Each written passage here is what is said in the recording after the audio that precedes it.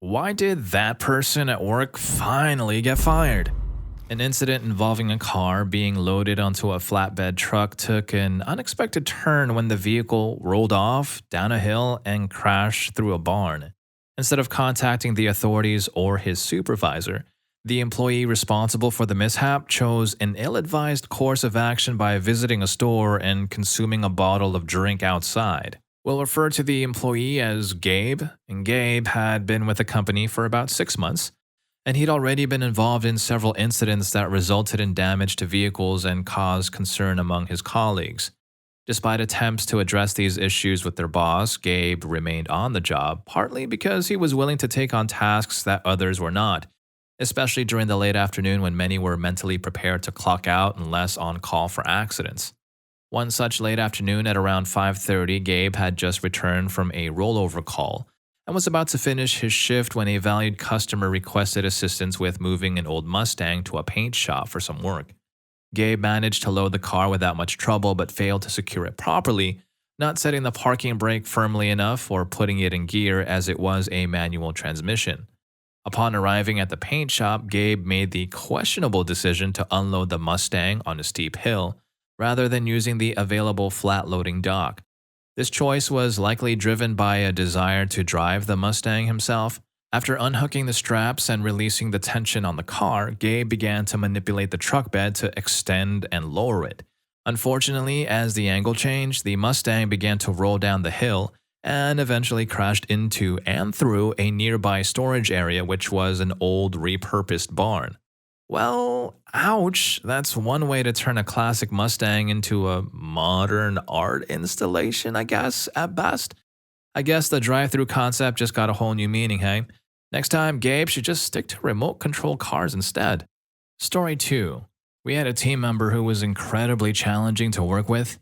The main issue wasn't related to language barriers, he just simply couldn't grasp what others were saying. His self-involvement made it nearly impossible to get him to pause and listen to anyone else. I was temporarily put in charge of a project because it was going off track. My strategy for managing this individual was unique. I didn't assign him any critical tasks. Instead, I gave him bugs that we had already decided not to fix. This was done to minimize the impact of his inability to listen and comprehend. Additionally, I stopped offering him help as his tendency was to ask for assistance and then argue or refuse to listen, dragging out conversations and preventing others from doing their work. Eventually, he was placed on a performance improvement plan, PIP, which focused on his listening and comprehension skills. He argued with our boss about the PIP, not fully understanding its implications, and then went to discuss it with a higher level manager who was already aware of the situation. The irony was that the PIP was about improving his listening skills, yet he failed to listen to this boss as well. As a result, he was let go immediately. After being dismissed, he insisted on returning to his desk to collect his belongings, not comprehending that he was no longer allowed in the office. He kept repeating that he needed to get his things from his desk, unable to understand that his personal items would be shipped to him. Story 3. At the big factory where I work, something sneaky was happening every week. There was this guy and his boss who was helping him, who would show up before their work time started.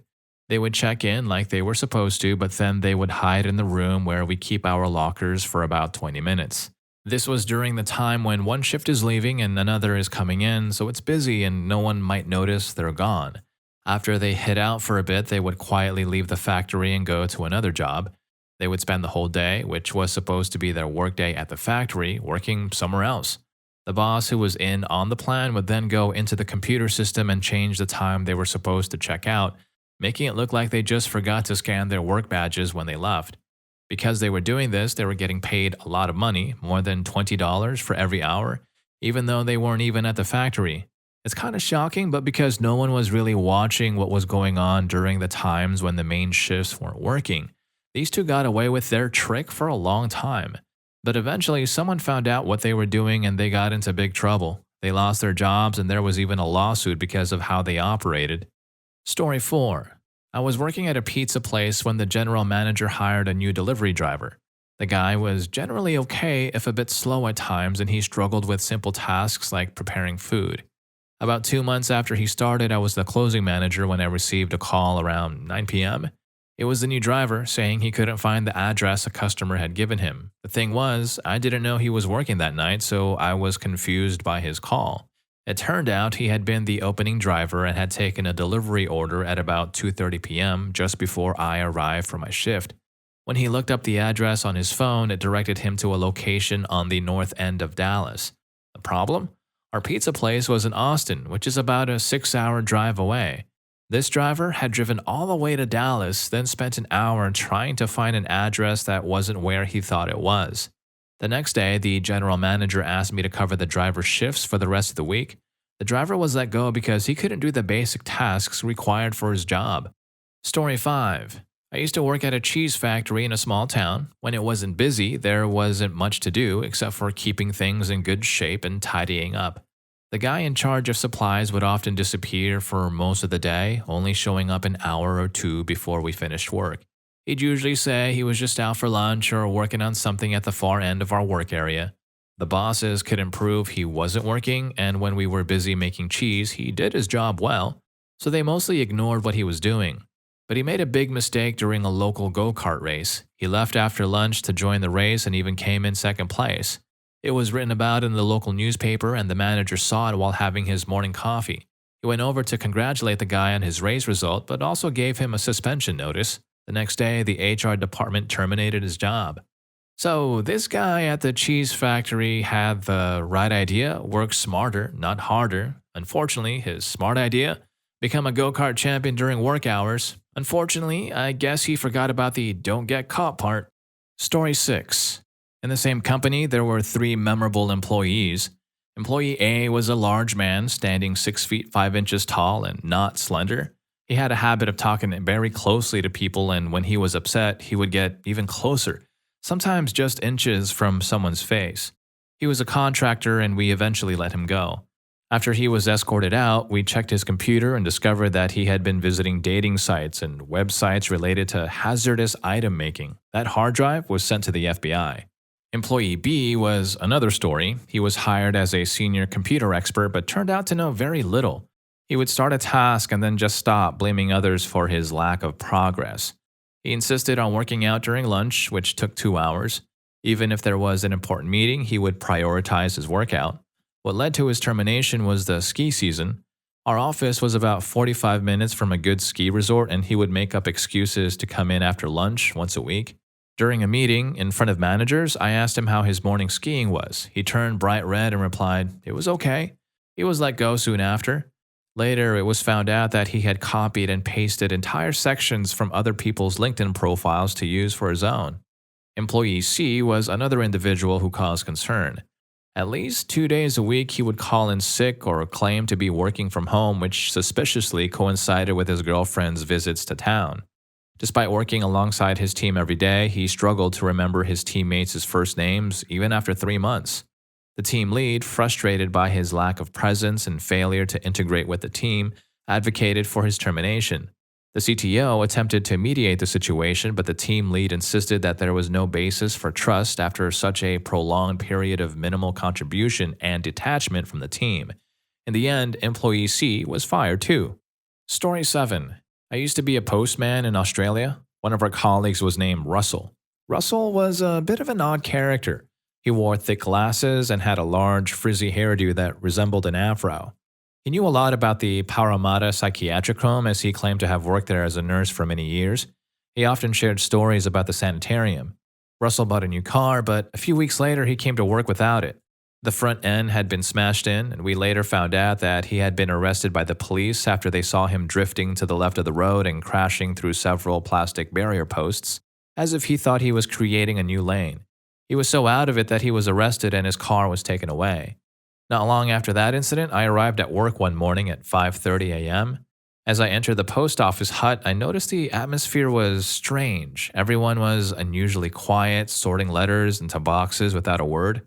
I shrugged it off, grabbed my mail, and went to stand beside Russell to sort my letters. Suddenly, Russell turned to me and shouted directly into my ear, "The buttons! The buttons!"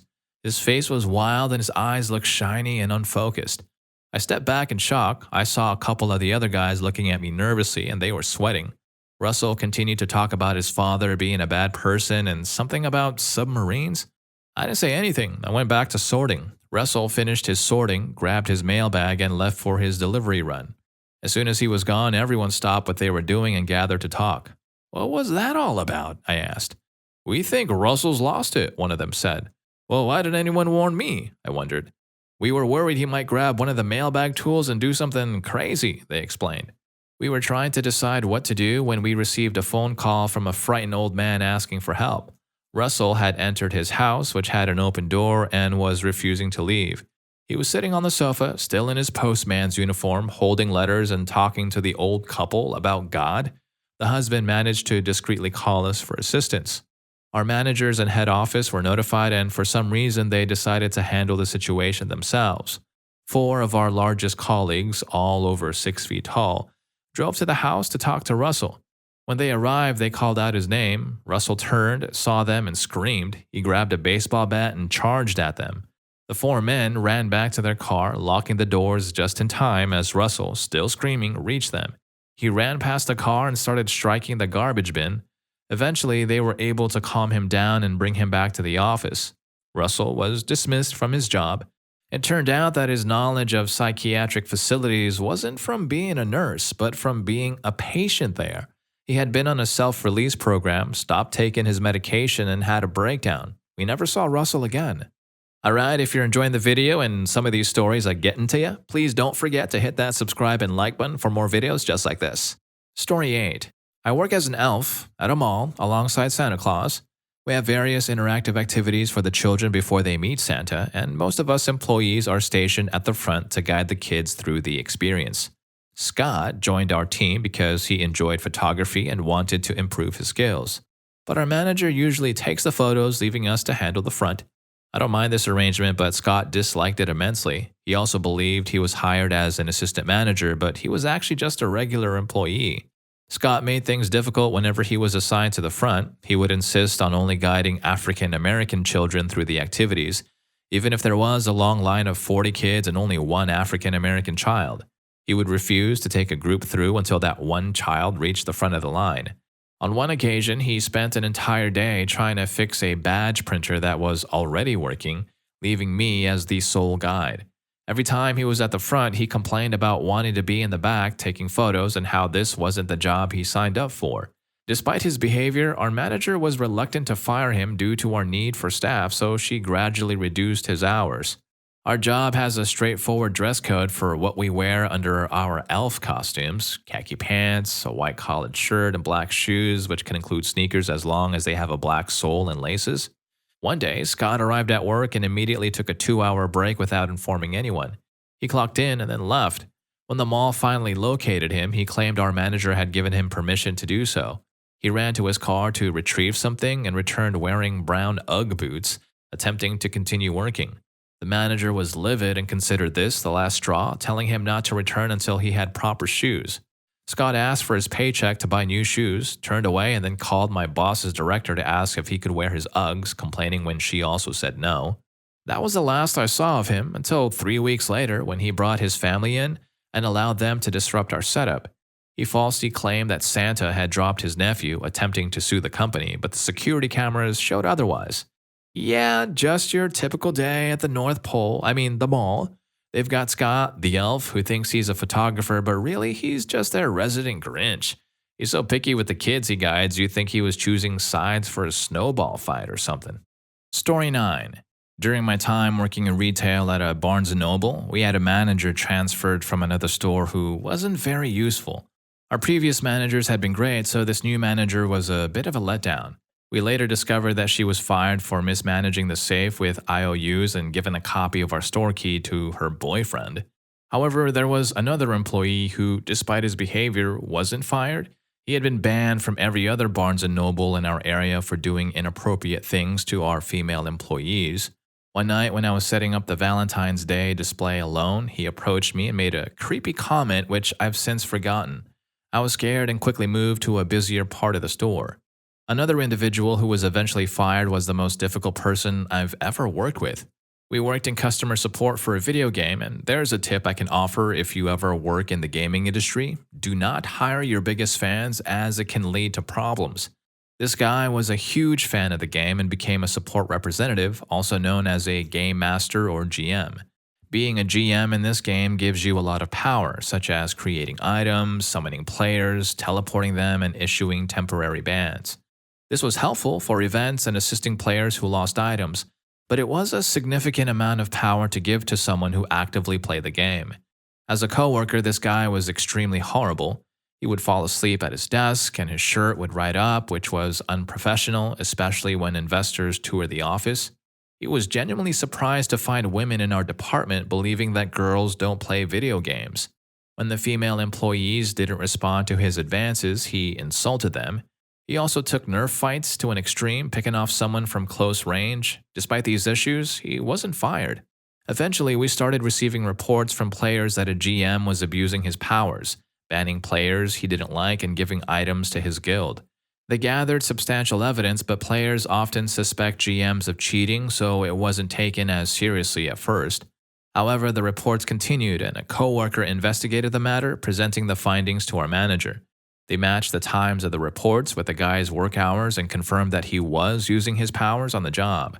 This was brought to the attention of our director, who decided that the employee should be fired.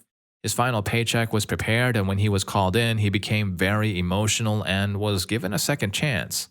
A few months later, more reports surfaced, and with the new evidence, he was finally let go. That was one of the few times I was glad to see someone get fired. Story 10. A coworker I had at Hertz was let go for several reasons. Initially, she wasn't someone I was interested in, and whenever I declined her advances, she would claim to be sick and go home. This happened multiple times a week during the 2 months she worked there. After slipping and hurting her elbow, she insisted on receiving workers' compensation and took days off for therapy sessions that she never attended. Her work habits were also problematic. She would arrive an hour early, leave 2 hours late, and take a 2-hour lunch break. During these extended hours, she wouldn't work. Instead, she would sit in the shop eating and playing games on her phone. The situation escalated when I requested my first day off to visit my newborn nephew in Colorado. She reacted by telling me to stay so she could have another day off, which would have been her 15th. Our boss decided it was enough and asked her to return her gate pass and leave. After her departure, our productivity significantly increased, and I was rewarded with a raise and a bonus. Another coworker of mine, although she hasn't been officially fired, there's a strong sense that we won't see her after Christmas. She was a cash lead responsible for overseeing the registers and cash-related tasks, but she had to take medical leave for knee surgery. She wasn't well liked due to her rudeness towards customers and staff, the smell that followed her, and her constant complaints. She left for surgery in May, was expected to return in July, but only came back in October, only to leave again a few days ago because she hadn't actually had the surgery. Quite remarkable timing. During her brief return, she had 2 unverified money pools, which is a process where money from the till needs to be double counted by someone else. She also placed a money pool under the security mat at a register instead of in the safe drawer, which was later found by an associate cleaning at night. Additionally, her register was $80 short on a shift, though $70 was eventually found, leaving us all puzzled. Her treatment of associates was so poor that they refused to assist her at the cash registers. She would become angry if someone else's till was off, but would react with sadness and defensiveness if her own till was off, blaming others. She also spoke negatively about people during morning meetings. The entire staff is quietly hoping that she won't be returning after Christmas. Story 11. I was an office apprentice when a middle-aged lady came in for an interview to become a personal assistant on the same team as me. Initially, I found her to be one of the sweetest and most polite people I had ever met, and I hoped she would get the job. A week later, she started working with us, but she turned out to be one of the most difficult people I've encountered. She would interpret anything said to her as offensive and accused me, her boss, and 2 senior managers we both assisted of being xenophobic because she was Spanish and conspiring against her. For 6 months, I endured her glaring at me from my desk, making unfounded accusations, not fulfilling her job responsibilities, and creating a very tense work environment.